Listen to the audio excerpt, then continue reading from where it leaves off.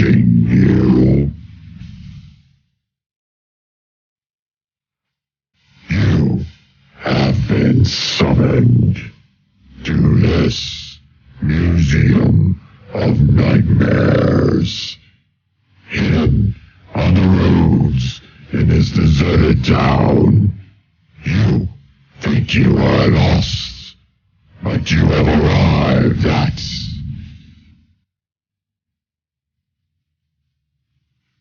Real Antiques, presented by Dungeon Radio.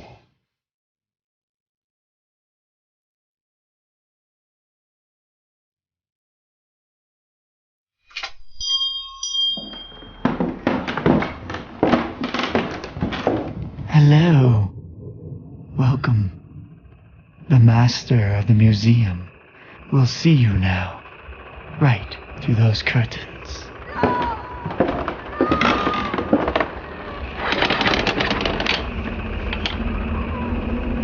I've been obsessed with movies my whole life. My goal is to collect as many antique props from classic horror films as possible. Along with my wife, we have opened our own antique movie museum. Every day we search for the next item to add to our collection. From posters to props and everything in between, this is Real Antiques.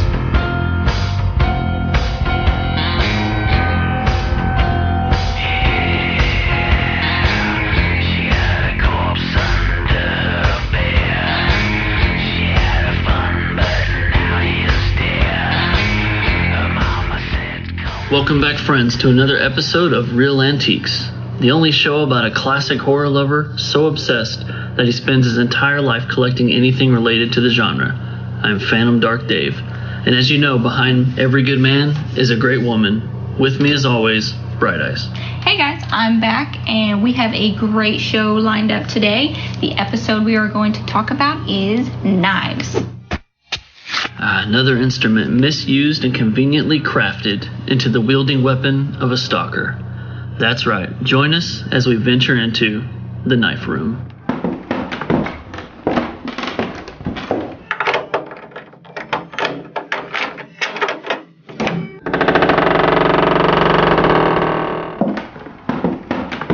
Now, the knife has become one of the most famous murder weapons of choice among classic horror movies.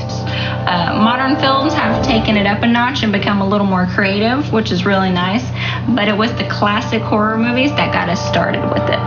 And with that being said, let's start with a knife from my all-time favorite Stephen King adaptation. A knife used to separate the trust between a religious bent mother and her strange yet gifted daughter. From 1976, Carrie. It's the night of the senior prom. The Bates High School gym is alive with excitement. Everybody is there, even Carrie White. The girl no one likes. We're all sorry about this incident, Cassie. It's Carrie! And everyone makes fun of her. Free Carrie! Free Carrie! The girl who lives in that creepy house with her crazy mother.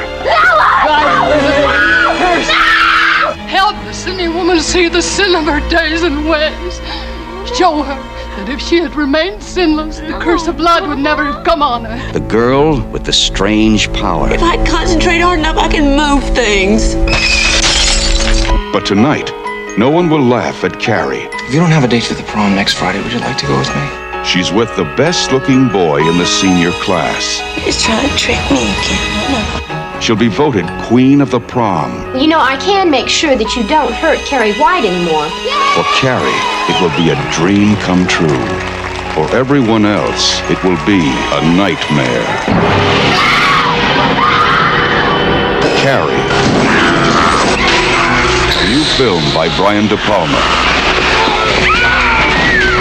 Based on the chilling bestseller. Starring Sissy Spacek, Piper Laurie, and introducing John Travolta in his first motion picture role.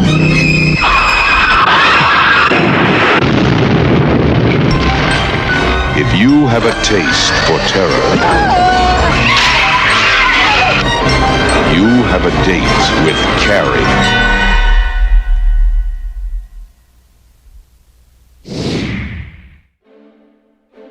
I love this movie. Sissy Spacek, Piper Laurie, William Catt, PJ Souls, Amy Irving, Nancy Allen, Betty Buckley, and freaking John Travolta. If you are not familiar with this film, get familiar. This movie is great. Sissy Spacek plays Carrie, an unpopular high school teenage girl who just so happens to have the gift of telekinesis. Now, throughout this movie, she becomes more aware of the gift and starts to practice it and learns to eventually manipulate it in her favor. She is bullied, she is ridiculed for most of the film, and then you think, when school is done, she could just go home and recover and escape, so to speak. Mm-hmm. But that's not the case at all. Her mother is a religious nutcase who takes every normal issue that Carrie is experiencing and turns it into a timeout in the prayer closet. So Carrie, she's asked to go to the prom by the most popular boy in school. She goes against her mother's wishes, of course, and boy, do things get ugly. She is pranked and teased in front of the whole school, and it is at that very moment she just snaps. Everyone in that gym feels her wrath. Then, after the carnage, she walks home and cries to her mother. Now, Piper Laurie delivers a performance of a lifetime, and no one will ever be able to match it. And I'm a mother, and personally, I'm not gonna lie, she scares the hell out of me. It's not easy to do, though, I assure you. But at the end of the movie, after the intense prom sequence, Carrie is caressing her mother and confiding in her. And what does Piper Laurie do? She pulls out a knife and stabs her daughter in the back. And I mean, she stabs her. Yeah, she's definitely not going to receive the Mother of the Year award. You think so? No, I mean, she really believes that Carrie is either A, the devil, B, possess the powers of the devil. After being stabbed, Carrie kind of breaks down the stairs onto the floor. Carrie, who also has blood smeared across her mouth and looks like Heath Ledger's Joker, great movie by the way, uses the powers to make a whole bunch of knives fly from the kitchen and pry right into her doorway. And how creepy is that when the mom, when she's reaching for the knife and she's raising it above Carrie, she's saying the Lord's Prayer. Right. And, she's crazy. She's bent on religion. But in the end, she becomes crucified by her own daughter. Brian De Palma did an amazing job directing this film. Yes, he did. And originally, the knife that Piper Laurie was holding right here, it is next to the one that I really love. Ladies and gentlemen, I present to you the knife used by the crazy Norman Bates in Psycho.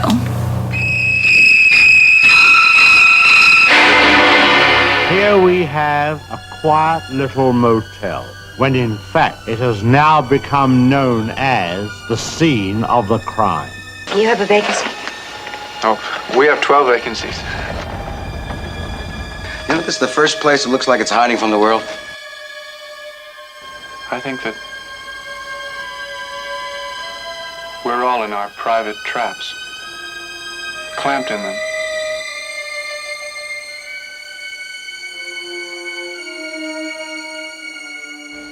And none of us can ever get out. Is anyone at home? Oh, that must be my mother. Is anything wrong?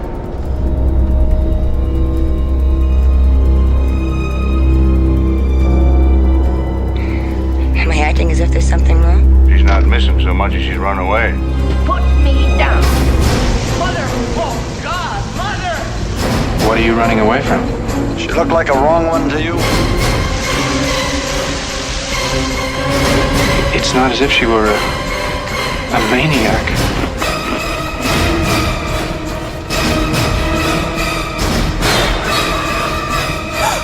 She just goes a little mad sometimes.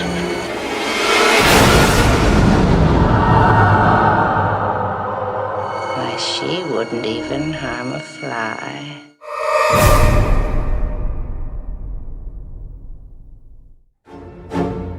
So I'm guessing you like that unknown Hitchcock film? Oh yes, it's very unknown. I mean, who's ever heard of Psycho?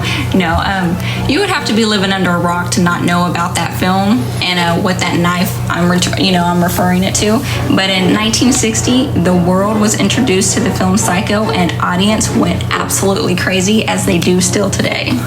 So, in this movie, Janet Leigh plays a secretary who steals a lot of dough from her job and hits the road.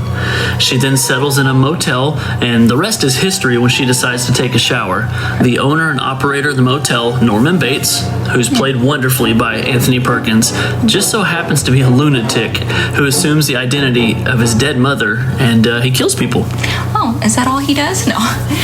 The movie has some really intense moments. The shower scene, the cop who follows her, the staircase scene, and the unveiling of the mother's corpse. Yeah, all well done. And for me, as great as the story is, I am taken mostly by the music.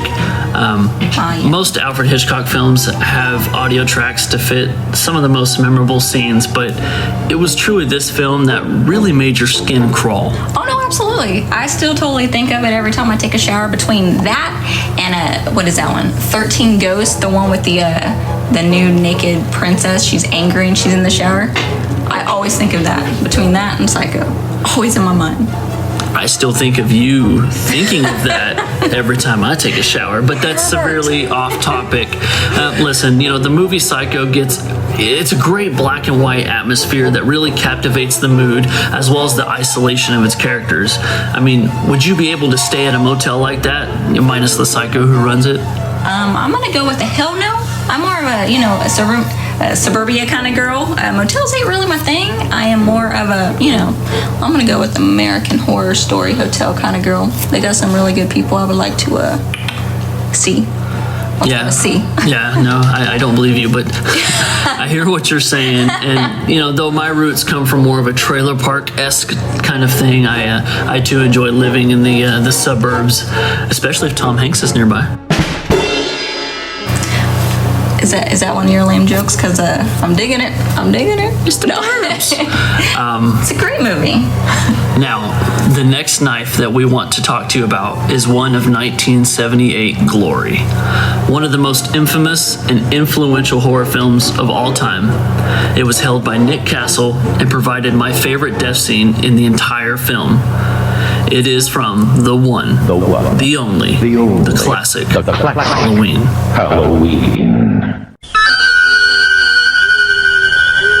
Halloween night.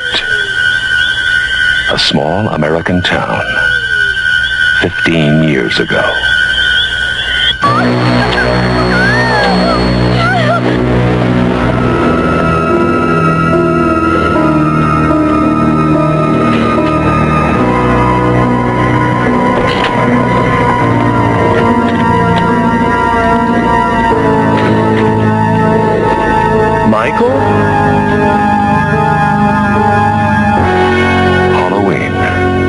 I spent 8 years trying to reach him, and then another 7 trying to keep him locked up, because I realized that what was living behind that boy's eyes was purely and simply evil.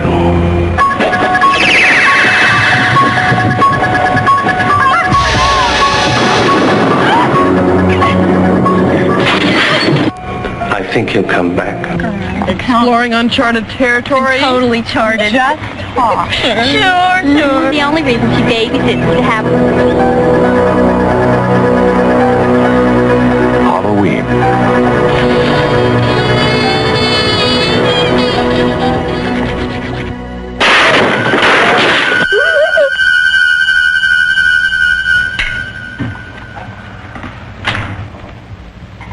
Okay, Linda. Come on out.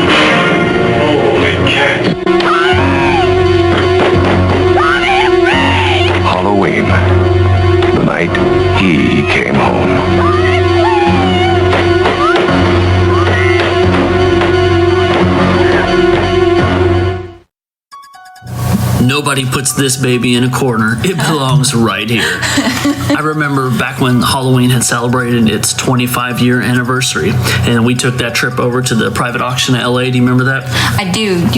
You were super excited about that. You talked about it for a long time. It's a great movie. No, it's one of your absolute favorites. I think on our very first date, you were talking nothing but the movie Halloween. I'm wearing a Halloween shirt, right? He is. It's got a hole in it, but he absolutely loves this shirt. I will not get rid of it. I believe you. But frame it.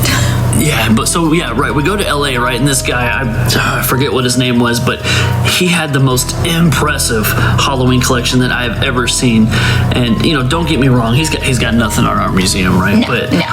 He's close. He really loved Michael Myers. I mean, yeah, and I remember walking in there and I became, immediately overwhelmed by the passion for one single movie. I didn't know another person out there like yourself, even existed. But we both love this film, as everybody should. But how did we even get this knife? I'm a persuasive kind of guy, and I just use the same technique I used to get you to marry me. I don't want to embarrass you, but I think it's because you got me pregnant, and then we got married. I would like to think that we were getting married anyway. I mean, you did propose like months before we found out I was pregnant. That's true. Hey, listen, we are a match made in some kind of heavenly hell. I would be the heavenly. You can be the hell.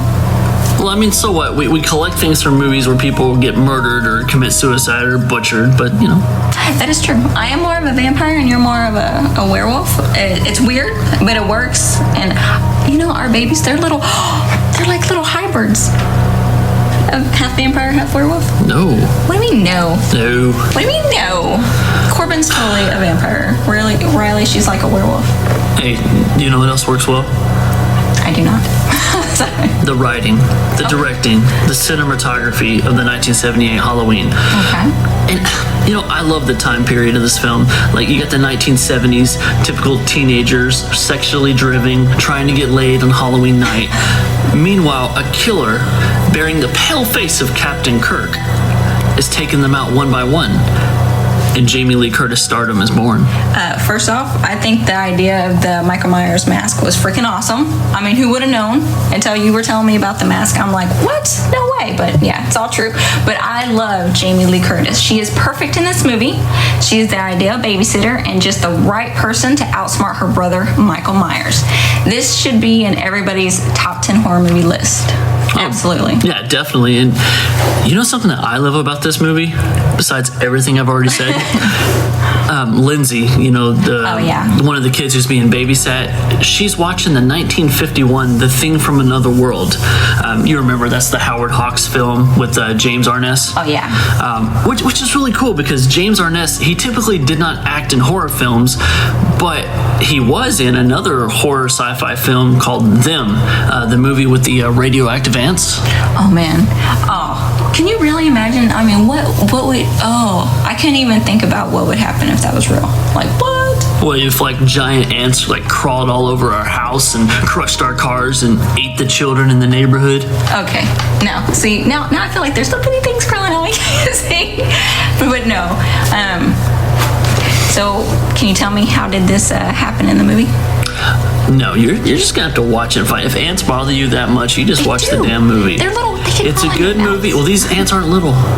But since we're both Trekkies, Leonard Nimoy is actually, that's right, Spock is in this movie, Them. I do like Spock. So now you need to watch it. And now I need, maybe. I'm still going to feel the ants all over me. But, so how did we end up talking about giant ants in Star Trek when we were talking about a knife room?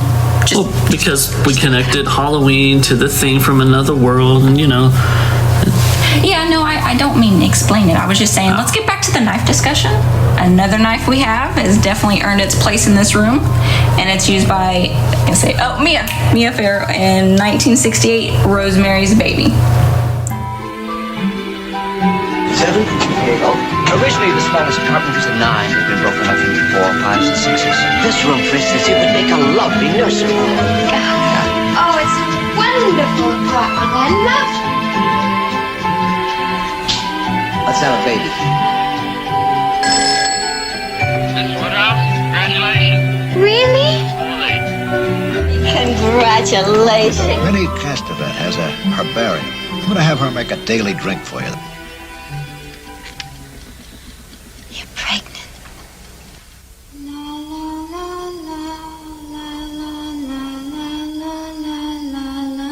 Are you aware that the Bradford had rather an unpleasant reputation around the turn of the century? Awful things happen in every apartment house. She seemed so happy and full of... She said wonderful things about you and your husband. This is for you from Roman and me. Sometimes I think they're too friendly and helpful. Guy, I have a pain. I'm so afraid the baby's gonna die.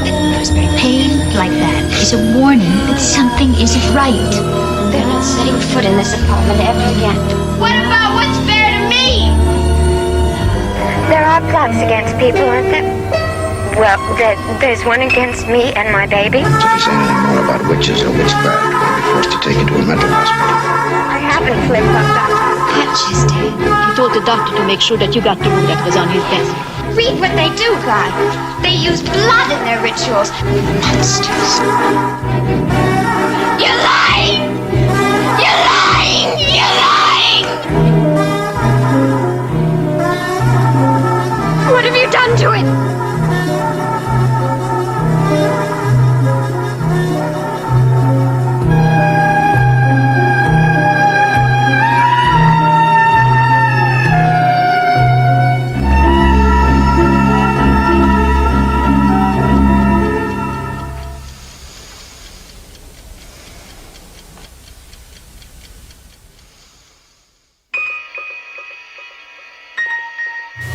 What a creepy movie. Roman Polanski directs this film about a couple who move into an apartment and are surrounded by some very strange neighbors. Mia Farrow plays Rosemary, who becomes pregnant with her husband, Guy Woodhouse, and then peculiar things start happening and are accompanied by some horrific nightmares. Yeah, no, this movie, for me, it was so scary, but you don't have a lot of blood and gore in it, but I mean, it's the way they use the camera and the acting. I mean, that really is a selling point. Yeah, no, totally. I couldn't agree more. You know, everyone is truly committed in this film, and it shows. It stands out as one of the best horror films in the 1960s, and, you know, it's an honor to be able to possess this knife from that film. No, I love the end of this film. Rosemary, she's walking around carrying the knife, walks right into the room where the neighbors are all sitting around. They're all nicely dressed, having a drink. Her baby's in the room. She leans over and looks into the bassinet stroller thing, you know, whatever you want to call it back then, which is all black and looks like something from the Addams Family movie, which love it, which is horrified to see what her baby looks like. And, you know, speaking of that, I particularly like that we don't see the baby, because it leaves that. Well, you know, I feel that if they had shown like a mutated or demonic looking baby, the tone for the film would have been completely lost. The movie, it's so smart to continuously hint at the horror without throwing it right in your face. Yeah, I don't want anything thrown in my face unless it's Tom Hiddleston. I could do with that. I don't really know what to say about that. Say throw it in the face. No. Well, back to Mia Farrow. Yes. Look, her acting, it's so genuine, and she seems so pure. Oh, yeah, she's fantastic. It's so innocent, and she's such a delightful person in this movie. It's hard to believe that she's going to give birth to Satan's baby. But nonetheless, you know, it's a great story, and boy, oh boy, that ending, I was really pleased with the entire film, even though I don't want Mia Farrow thrown in my face. Or maybe I do. Who knows? Touche. Well, maybe it's a topic on Rosemary, Loki. You know, but that pretty much wraps up the knife room for us. Hey, always remember that one man's junk is another man's treasure. And if it's out there, we will find it, from posters to props and everything in between, guys. This is Real Antiques.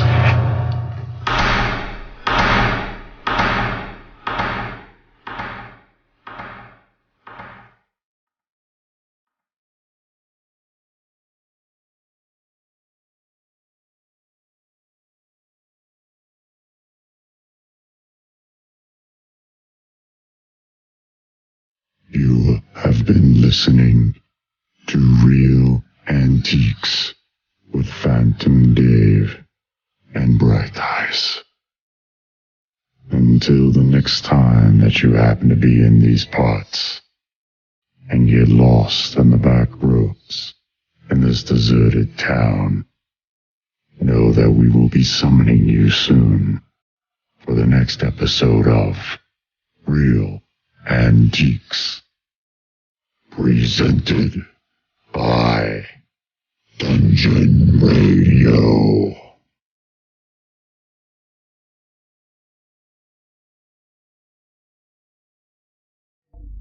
It's now time for the wickedly wonderful film review by Phantom Dark Dave. Stay tuned as Phantom reviews the rare, the obscure, and the plain weird in horror films. Hey friends, it's Phantom Dark Dave. Thank you for joining me on this Dungeon Radio exclusive as I bring to you the wickedly wonderful movie review.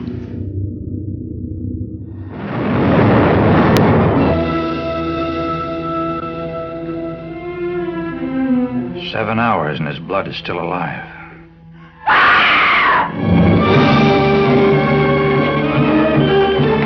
Night of the Blood Beast brings you the first creature on Earth bullets cannot kill. It's fantastic. It's unbelievable. Things like this just don't happen. A blood beast that makes a dead man live.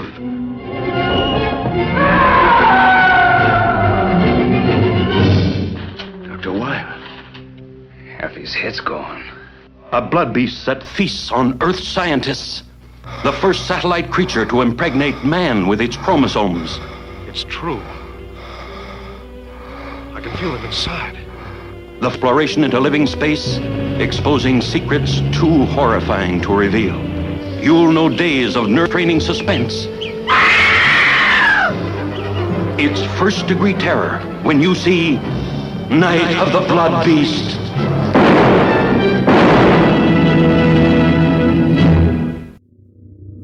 Welcome back, friends, to another wickedly wonderful movie review. I am your host, Phantom Dark Dave. An astronaut crash lands on his return to Earth. His ship is found, however, he is dead inside. They take his body to get it examined, and doctors are baffled when they realize there are no physical abrasions and his blood cells are still active. But that is just the beginning. His body is impregnated with alien embryos. An alien creature arrives on scene and is somehow mentally connected with the astronaut. Now, it's up to scientists and doctors to determine if this alien is friend or foe in the ultimate showdown for planet Earth. From 1958, it is Night of the Blood Beast. Let's get down to the basics. This movie is 62 minutes of old-school awesomeness. Now, it comes to no surprise that I loved this movie. It shows the glory of what science fiction horror used to be like long before computer graphics and the destruction of the genre. This movie has a sense of charm, and it should, as it was the 21st film produced by Roger Corman. This movie was shot in only 7 days and gives the viewer just what they want.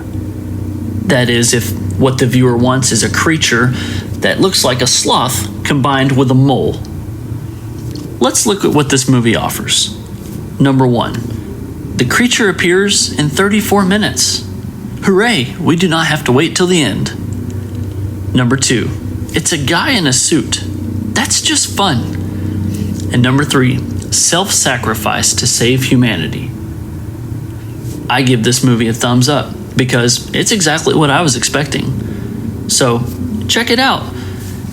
Relive the monster genre of 1958. Is it bad? Or is it so bad, it's good? You decide. I'm Phantom Dark Dave, and this has been another movie review for DNGN Radio.